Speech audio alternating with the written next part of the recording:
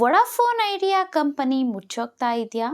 ಈಗಷ್ಟೇ 5G ತರ್ತಾ ಇದ್ರೂ ಕೂಡ ಯಾಕೆ ಈ ಒಂದು ಕಂಪನಿ ಮುಚ್ಚೋಗ್ತಾ ಇದೆ? ಈ ಒಂದು ಕಂಪ್ನಿ ಮುಚ್ಚೋದ್ರೆ ಏನೆಲ್ಲ ಆಗುತ್ತೆ? ಗ್ರಾಹಕರಿಗೆ ಏನೆಲ್ಲ ಪರಿಣಾಮ ಬೀರುತ್ತೆ? ರೀಚಾರ್ಜ್ ಬೆಲೆಯಲ್ಲಿ ಏನೆಲ್ಲ ಆಗುತ್ತೆ? ಎಲ್ಲ ಕೂಡ ತಿಳಿಸ್ಕೊಡ್ತೇನೆ. ಈ ಒಂದು ಕಂಪನಿ ಏನಾದರೂ ಮುಚ್ಚೋಯ್ತು ಅಂತ ಅಂದರೆ ಭಾರತೀಯ ಟೆಲಿಕಾಂ ಕ್ಷೇತ್ರದಲ್ಲೇ ಒಂದು ದೊಡ್ಡ ಸಮಸ್ಯೆ ಆದರೂ ಆಗಬಹುದು. ಯಾಕೆ ಅಂತ ಅಂದರೆ ವೊಡಾಫೋನ್ ಐಡಿಯಾ ಕಂಪನಿ ಏನಾದರೂ ಮುಚ್ಚೋಯ್ತು ಅಂತ ಅಂದರೆ ಉಳಿಯೋದು ಕೇವಲ 2 ಟೆಲಿಕಾಂ ಕಂಪನಿಗಳು ಮಾತ್ರ, ಅದು ಕೂಡ ಜಿಯೋ ಮತ್ತು ಏರ್ಟೆಲ್. ಒಂದೇನಾದರೂ ಚೆನ್ನಾಗಿ ಕೆಲಸ ಮಾಡಿಲ್ಲ ಅಂತ ಅಂದರೆ ಮೊನೊಪಾಲಿ ಕೂಡ ಆಗಬಹುದು. ಇದರಿಂದ ಗ್ರಾಹಕರಿಗೆ ತುಂಬಾ ಕೆಟ್ಟ ಸಮಸ್ಯೆ ಅನ್ನುವಂಥದ್ದು ಆಗಬಹುದು. ಯಾಕೆ ಅಂತ ಅಂದರೆ ಕೇವಲ ಒಂದೇ ಒಂದು ಟೆಲಿಕಾಂ ಕಂಪನಿ ಉಳಿತು ಅಂತ ಅಂದರೆ ಅವರು ರೀಚಾರ್ಜ್ ಬೆಲೆಯಲ್ಲಿ ಎಷ್ಟೇ ಏರಿಕೆ ಮಾಡಿದ್ರೂ ಕೂಡ ಕಡಿಮೆ ಮಾಡೋದಿಲ್ಲ, ಅದನ್ನೇ ನಾವು ಬಳಸಬೇಕಾಗತ್ತೆ. ಯಾಕೆ ಅಂತ ಅಂದರೆ ಅವರಿಗೆ ಎದುರಾಳಿಯಾಗಿ ಯಾವುದೇ ರೀತಿಯಾದಂತಹ ಟೆಲಿಕಾಂ ಕಂಪನಿಗಳು ಬೇರೆ ಇರೋದಿಲ್ಲ. ಹಾಗಾಗಿ ಇಷ್ಟಕ್ಕೂ ಕೂಡ ವೊಡಾಫೋನ್ ಐಡಿಯಾ ಕಂಪನಿ ಮುಚ್ಚೋಗುವಂತಹ ಪರಿಸ್ಥಿತಿ ಯಾಕೆ ಬರಬಹುದು? ಏನೆಲ್ಲ ಸಮಸ್ಯೆ ಆಗ್ತಾ ಇದೆ ಅಂತಂದರೆ ವೊಡಾಫೋನ್ ಐಡಿಯಾ ಕಂಪನಿ ಸುಪ್ರೀಂ ಕೋರ್ಟನ್ನು ಈಗಾಗಲೇ ಸಂಪರ್ಕ ಮಾಡ್ತಾ ಇದೆ. ಇಷ್ಟಕ್ಕೂ ಏನಕ್ಕೆ ಸಂಪರ್ಕ ಮಾಡ್ತಾ ಇದೆ ಅಂತ ಅಂದರೆ AGR ಬಾಕಿ ಪಾವತಿಗಳನ್ನು ಮನ್ನಾ ಮಾಡೋದಕ್ಕೋಸ್ಕರ. ಇದನ್ನೇನಾದರೂ ಸರ್ಕಾರ ಮಾಡಲ್ಲ ಅಂತ ಅಂದರೆ ಕಂಪನಿ ಮುಚ್ಚೋಗಬಹುದು. ಇದರಿಂದ ಗ್ರಾಹಕರಿಗೆ ವೊಡಾಫೋನ್ ಐಡಿಯಾದಿಂದ ಬೇರೆ ಸಿಮ್ಗೆ ಪೋರ್ಟ್ ಮಾಡಿಸ್ಕೊಳ್ಳಿ ಅಂತ ಕೂಡ ಹೇಳಬಹುದು. ಯಾಕೆ ಅಂತ ಅಂದರೆ ಕಂಪ್ನಿ ಮುಚ್ಚೋಗ್ತಾ ಇರುತ್ತೆ.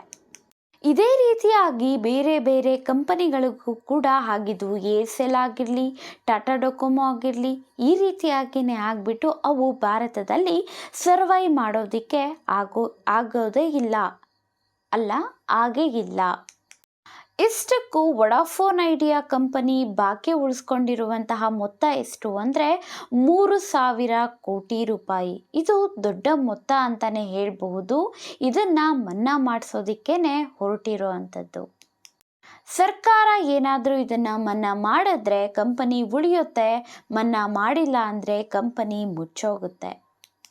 ಕಂಪನಿ ಏನಾದರೂ ಮುಚ್ಚೋದ್ರೆ ಏನಾಗುತ್ತೆ? ನಮ್ಮ ಒಂದು ಭಾರತದಲ್ಲಿ ಜಿಯೋ ಮತ್ತು ಏರ್ಟೆಲ್ ಮಾತ್ರ ಸರಿಯಾಗಿ ಕಾರ್ಯನಿರ್ವಹಿಸ್ತಾ ಇರೋವಂಥದ್ದು ಗೊತ್ತಿರೋವಂಥದ್ದೇ. BSNL ಸರಿಯಾಗಿ ಎಲ್ಲ ಕಡೆ ಕೂಡ ಕಾರ್ಯವನ್ನು ನಿರ್ವಹಿಸ್ತಾ ಇಲ್ಲ. ಒಂದು ದೇಶದಲ್ಲಿ ಕೇವಲ 2ರಿಂದ 3 ಟೆಲಿಕಾಂ ಕಂಪನಿಗಳು ಮಾತ್ರ ಉಳಿದ್ರೆ ಅವರು ಎಷ್ಟಾದರೂ ರೀಚಾರ್ಜ್ ಬೆಲೆಯನ್ನು ಇಟ್ಟರೂ ಕೂಡ ಗ್ರಾಹಕರು ನಮ್ಮಂಥವರೆಲ್ಲೂ ಕೂಡ ರೀಚಾರ್ಜನ್ನು ಮಾಡ್ಕೊಳ್ಬೇಕಾಗಿ ಬರುತ್ತೆ.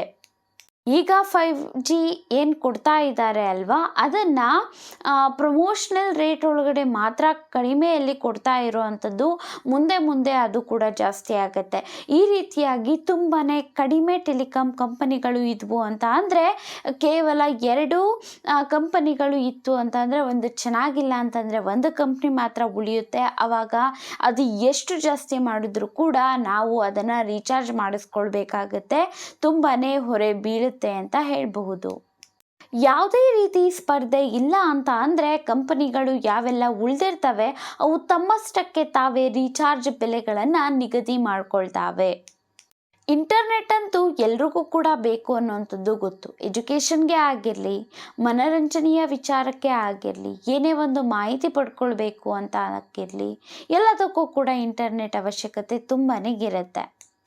ವೊಡಾಫೋನ್ ಐಡಿಯಾವನ್ನು ಉಳಿಸ್ಕೊಳ್ಬೇಕು. ಇದೇ ರೀತಿಯಾಗಿ 3ರಿಂದ 4 ಟೆಲಿಕಾಂ ಕಂಪನಿಗಳು ಹೊಸದಾಗಿ ಹೆಜ್ಜೆಯನ್ನು ಇಟ್ಟರೆ ಮಾತ್ರ ಗ್ರಾಹಕರಿಗೆ ಹೊರೆ ಅನ್ನುವಂಥದ್ದು ಕಡಿಮೆ ಆಗುತ್ತೆ.